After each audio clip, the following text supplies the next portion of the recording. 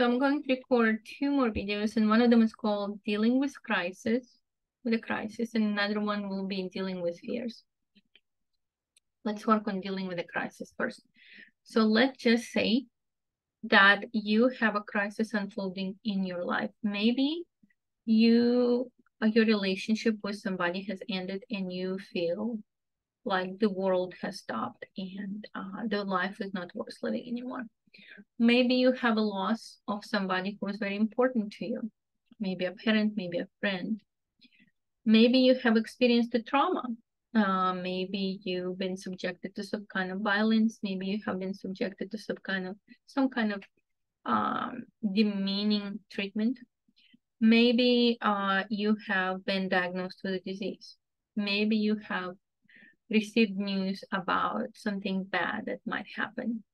Maybe your industry has a lot of layoffs and you're not sure if you're going to make it in your industry. Okay. So long story short, you have a crisis. And that crisis may be a big one.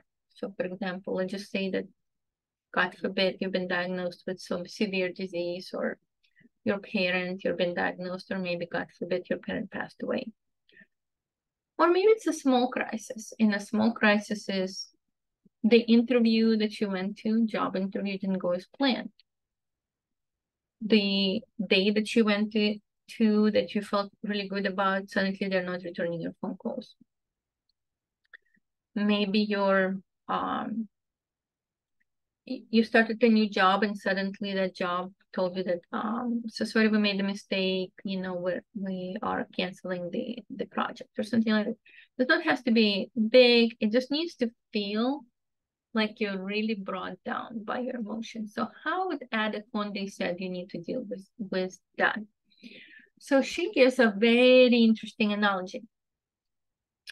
She says, do you know that there is an exercise in Navy SEALs, and that exercise, I'm sure there's a name for it, but that exercise involves of you having your hands and feet tied and some kind of a weight being attached to your hands or feet, I don't remember, and you being dropped into a pool that is maybe 7 feet or 8 feet deep.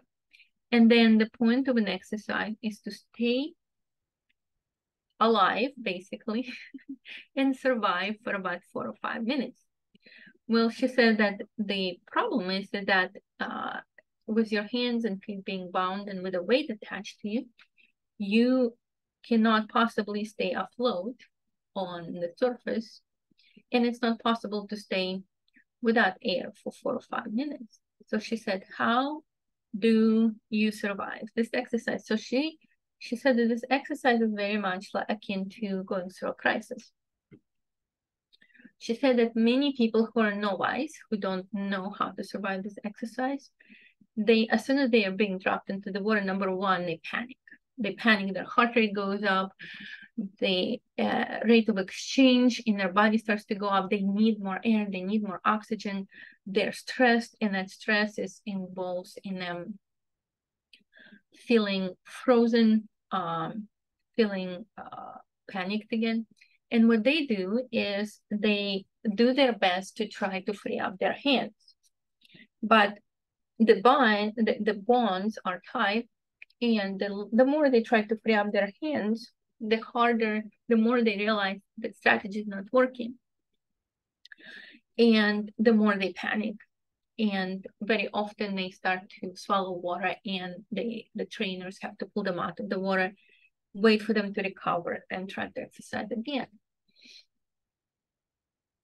So or some other people feel like maybe I'm strong enough and maybe I can just swim with my hands and feet tied. And she said that they struggle under the water, and again, when they see that their plan is not working, they panic, and again, their heart rate increases.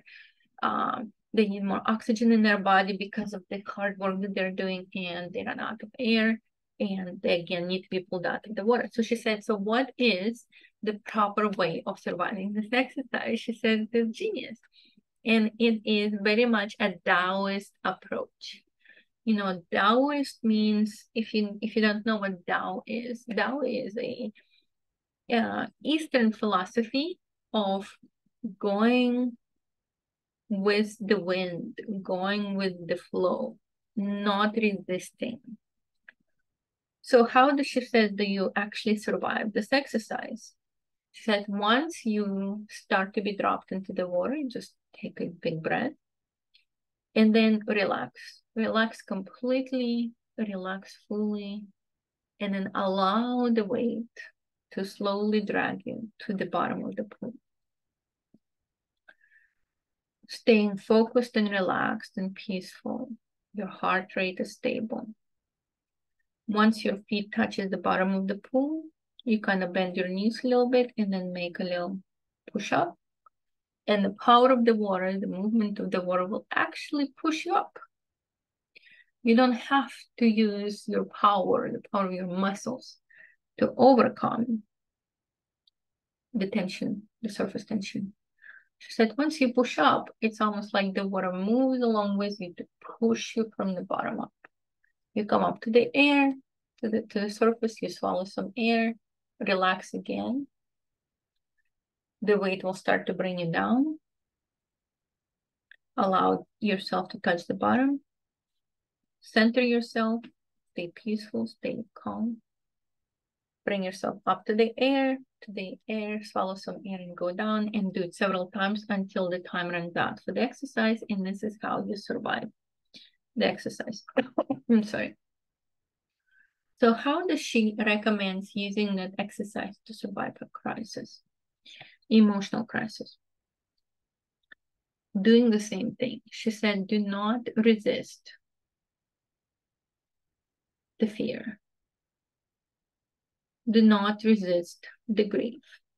Do not resist the anger. Do not resist the whatever emotion that is swallowing up inside of you. She said instead, or maybe it is sadness, maybe it is loneliness, maybe it is self-doubt. So instead of telling yourself, oh, everything's going to be all right, I don't need to worry, I'm sure it's going to not be so bad. So instead of doing all of those struggles, like trying to free your hands, she said, just find the center of peace where you say, let me focus on my emotion. So the emotion is what currently pulling you down, like the weight. Focus on that emotion and look into it and go deep into that emotion. Go deep into the fear or into the sadness or into the anger. And allow yourself to hit the absolute bottom of that emotion. And then once you're at the bottom, stand still and feel that emotion being at its absolute. And then change the position, push yourself up, and then go toward the positive. From the absence or from the scarcity, switch your mind to how would I like it to be different? How would I switch it to a positive vision?